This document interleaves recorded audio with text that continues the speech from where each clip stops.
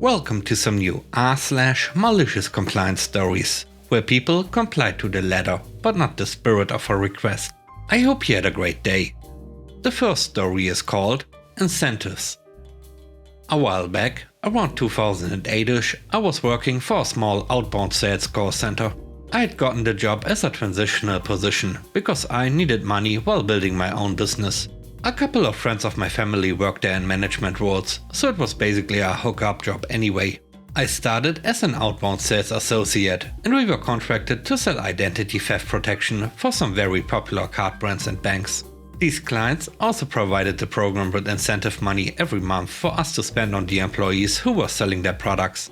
I have a background in management, so I was easily able to get myself moved from sales to team lead to program manager to operations manager in the span of about 8 months. By the time I made it to operations manager, we had opened another call center close by. I was informed that my call center would be shutting down and we would all be moving to another program at the new call center when our contract was up. This was followed by a conference call with the clients and senior management. It was on this call that I learned that the incentive money for the program even existed. Later, I found out why. The previous managers had hidden this fact from me because they were in fact pocketing a large portion of the money. I learned that day that we were given 10k per month just for incentives, and that only about 2.5k was used for the employees for per sales cash incentives.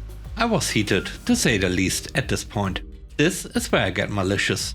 When everyone else in the building had moved over to the new place, it left only me, my team and one IT guy in our building. They planned to only keep this place for another 2 months max. So I went to the branch manager, called him Corporate Bob, and got the credit card for my program. He hassles me about what I'm going to buy. I tell him, just a few prizes for employee incentives this month. He begrudgingly agrees and says something about receipts. I then proceed to tell my team lead to decorate the center with some circus-themed crap we found in our closet for the next day. The next day was the beginning of a new call cycle, which meant new money for incentives. I started a month-long campaign with our sales teams and we got a bunch of fake toy dollar bills. Every time they made a sale that month, not only did they get their regular commission and their normal bonus, they also got these fake dollar bills, which they didn't know what they were for, just that they needed to hold onto them until the end of the month. At the end of every week that month, we had carnival food of some type brought in. I'm talking funnel cakes, those long corn dogs, jumbo turkey legs, etc. Now, this whole time Bob has been on my case about the cards and those receipts, but only via text, not email, which is required by the company for all business correspondence. This was odd, because these were literally the only texts that I ever got from him. But I kept delaying and delaying. I then sent an email out to everyone in management in the other building to come over to our building on the last day of the month for our lunchtime special event. They all showed up, sans a couple of program managers, but all the upper brass was there. Let's rewind back to my shopping. Once I found out we were getting 10k every month and we only spent about 2.5k, I went to Walmart, Best Buy, Cons, Cabela's and more. I bought TVs, Blu-ray players, video game consoles, camping gear, barbecue grills, stereos, board games and a bunch of smaller stuff. I spent a bit over $7,000 in total. Flash forward to the special event. I stopped all of our outbound calls and waited for the queue to clear. I then pulled out a card full of all of the prizes from the office and had all the salespeople come to take a look over them. Then I informed them we would all be having an auction using all the fake money bills that they had been accumulating all month, and then sent them all to lunch. Senior brass circled me like the hyenas from Lion King at this point. I explained that I felt we had been underutilizing our incentive money, and since the program was nearing the end of the contract, I wanted to incentivize the team to keep pushing through. I then handed Bob the receipts and went back to planning the auction. He and the 2 others were hot under the collar, but couldn't express it. I still haven't seen that shade of red duplicated to this day. Here's the thing though, it worked. The sales team went on to shatter every center sales record for the next 6 months, staying open 4 months longer than expected. It sparked an investigation into the use of the previous funds.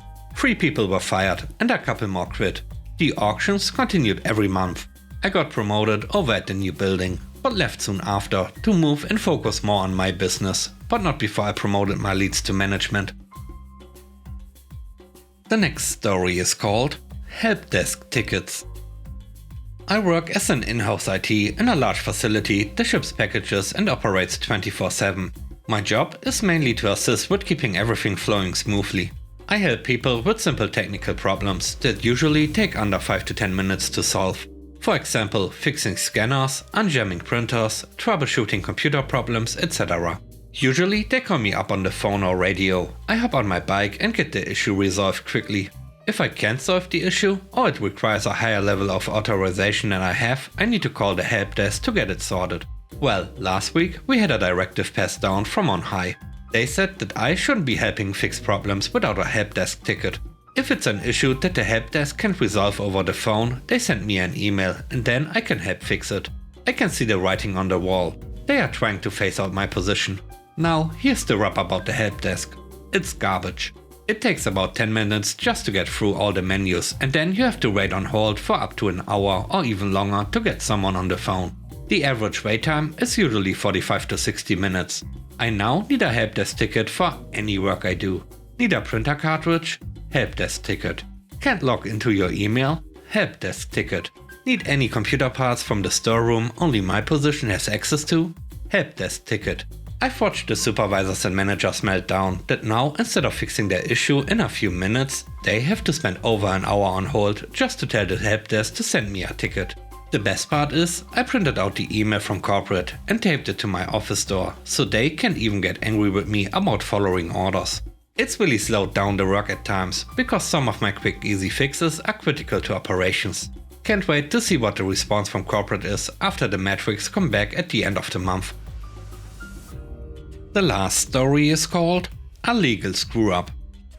I was just hired by a small West Coast construction company to stand up and run a major East Coast regional office. The small company was just bought by a huge multinational construction company. The first order of business: get a base of operations. Need a large warehouse with loading docks, office space and good access to the Washington DC area. The idea was to get a place for a short-term lease of 1 year. If needed, we could easily move to a better location without too much fuss. Lots of good space available, but it's not cheap and nothing will rent for less than 1 year.